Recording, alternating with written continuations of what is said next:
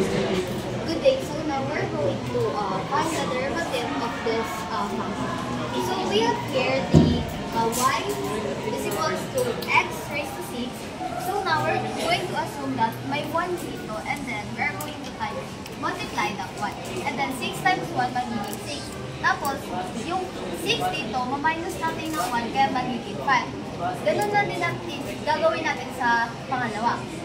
Yung 5, itatimes natin sa 4, magiging 20. Tapos, minus ulit ng 1, magiging 4.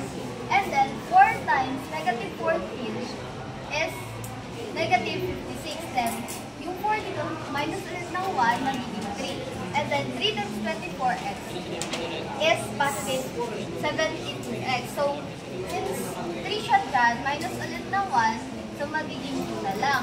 And then, 2 times negative 16 is negative 32x. And then, since ma-minus tayo ng 1, huwag na natin ilalagay dito.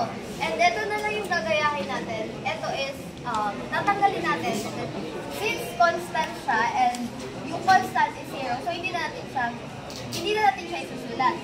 So, therefore, the y prime is equals to 6 x raised to 5 plus 20 x raised to 4 minus 56x cubed plus 72x squared minus 32x plus 4.